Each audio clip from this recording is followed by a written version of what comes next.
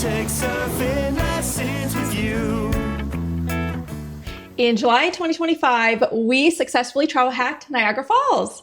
Niagara Falls is one of those places like Savannah also was for us where you can spend just 2 to 3 days at. It's perfect for a weekend getaway. Niagara Falls is where Mike proposed to me 17 years ago. And because of its unique beauty, we have wanted to take a return trip there for a while. It's touristy enough that we knew our 9-year-old would also have a blast there for a long weekend. So 2 days prior to going, we were taking our nightly post-dinner walk around the neighborhood, and Mike said, "We got the next 4 days off work and school. Nothing going on. Let's go check out Niagara again." So on top of the things that I love about travel hacking is just the ability to get inspired and just be able to book it. I never have to consider how expensive this trip is going to cost me because staying there is always free. And what I love with Hyatt hotels too is that you don't even have to pay taxes or hotel fees. It's like completely free. Obviously, I'm not a casual travel hacker, and if I were, you probably wouldn't see my face on Lean on Travel. So I am almost always working on my next sign-up bonus. Thus, I always have a really nice stash of points in my bucket, like ready to pull the trigger and book something. And a spontaneous trip is possible when the only deciding factor is if we have the schedule enough to get away. So with the Hyatt Place Niagara Falls being a Category 3 hotel, a standard night costs just 12,000 points per night. And this is the week of 4th of July, so of course we had to pay peak pricing, which was 15,000 points per night. But given its super close proximity to the falls, I honestly just felt like it was a steal. We'll cover the hotel a bit more in a minute, but first, what can you expect to do in Niagara Falls, New York? Maid of the Mist, which is this really cool boat ride that you can get on, and it goes past the American Falls and puts you right in the Horseshoe Falls, really, really close to the action. It's almost like you're in a hurricane. It's really loud and you get wet. It's super fun. And where you get on Maid of the Mist is really convenient too. It's located within the state park, which is like right across the street from the hotel. And it's just an excellent walking trails to the American Falls, the Bridal Veil Falls, which I didn't even know existed until this trip. And also you can walk around to the other side of the Horseshoe Falls opposite the Canada side. Overall, I think staying on the New York side is way better because it's just a little bit more chill and relaxed, and you still get a pretty good view of the Horseshoe Falls. Now, of course, the best view of all and the most famous view is from the Canadian side, but it's just a short walk across the Rainbow Bridge. Just bring your passports and it's easy. So when you walk across Rainbow Bridge from the New York side into Canada, you do have to go through customs, which just takes like 5 minutes. Guys, me and Butters are in 2 countries. But it's not this beautiful country kind of walk. You're like in a concrete sidewalk, really congested, walking maybe 3/4 of a mile all the way to like the perfect viewing point for Horseshoe Falls. Versus on the American side, it's just like this beautiful landscaped park where you could just spend honestly all day just walking all the trails and seeing things. Plus in the morning, it's got the awesomest rainbow I've ever seen just because of the way the sun is.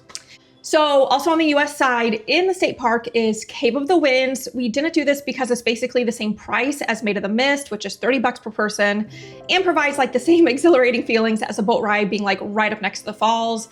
It's essentially like wooden walkways that bring you within inches from Bridal Veil Falls. So like the boat ride, it makes you feel like you're in the middle of a hurricane. But I'll tell you, the real money shot for the falls is on the Canadian side, and that's a perfect place to check out Horseshoe Falls.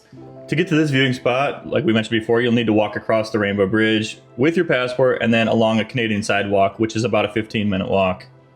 So ride at Horseshoe Falls is where you can also do Journey Behind the Falls, which is just like Cave of the Winds, where you get to walk behind the falls and really feel like the power of the water. Now, only a few minutes from the picturesque falls and the Canadian sidewalk on Clifton Hills Road is where you'll find all the fun touristy things to do. We did Dinosaur Adventure Mini Golf and also shopped the souvenir stores. They've got go-karts, indoor water parks, Ripley's Believe It or Not, Mirror Mazes, Wax Museum, about 1,000 haunted houses, the Skyline Tower for a 4-star meal, or just for the observation deck, Skywheel ziplining, and when you get off the Rainbow Bridge, if you turn to the right instead of the left, which is left is where everything else is, but you'll be at Bird Kingdom if you go right. It's just one of those cool aviaries where you can feed and hold the lorikeets and just walk among all the exotic birds. They're cohabitating.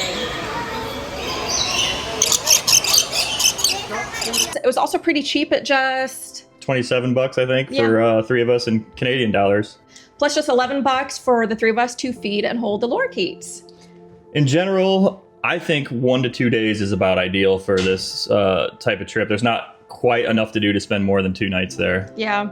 Okay, so real quick, let's break down the travel hacking and hotel side of this trip. Now, most travel hackers prefer transferring their Chase Ultimate Rewards to Hyatt due to their phenomenal redemption value. The Hyatt Place is located just steps away from the state park, which is, again, just a really well done park. It's quick and easy to navigate, super well landscaped. I booked 2 nights at 15,000 points each, saving us $542 if we paid with cash for a standard king room, which does come with a pull-out sofa bed. I also discovered at check-in that they were also sold out for nearly the next 2 weeks, so I just felt like really lucky to have gotten those 2 nights on points. And again, you earn those Hyatt points through either the World of Hyatt credit card or you transfer them from Chase and all of their points earning cards. I earn my points from a Chase Business Inc. Preferred Cards 90,000 point sign-up bonus. I am also a Hyatt Explorist, and along with the front desk staff being really great, I was also so happy to be told at check-in that as an Explorist, I got free breakfast, which is normally $11, 2 free bottled waters or soda daily, and late checkout. And this is just one of those unique Hyatt places where you actually do have to pay for the standard continental breakfast buffet. There's only a handful of them across the US, but they're always in super touristy areas. They had an indoor pool, which was standard or okay, but on the 6th floor, they have a cool balcony observation area. It's full of patio lounge furniture just to hang out and check out the views of Niagara fireworks, which is nightly throughout the summer. But we were there for the 4th of July, so we got to see 2 sets of fireworks. It's pretty cool. So Niagara Falls was a great getaway. Unless your family really enjoys taking advantage of super touristy activities, there's definitely not enough things to do to spend more than 3 days there. So it is perfect just for a little family getaway. I think that just about wraps up how we travel hacked a super fun Niagara Falls getaway. And if you're also ready to open your own credit cards to score some free travel too, I'd be ever so grateful if you'd apply using my referral links to show your support. They are linked in every video's description. Oh, and also check out our other travel videos, including Maui, Hawaii, Myrtle Beach, San Diego, Savannah, Orlando, Phoenix, Sedona, Arizona, and soon to come, Aruba, Jamaica. Ooh, I want to take you. Thank you for watching, and please subscribe to show your support for Lean On Travel.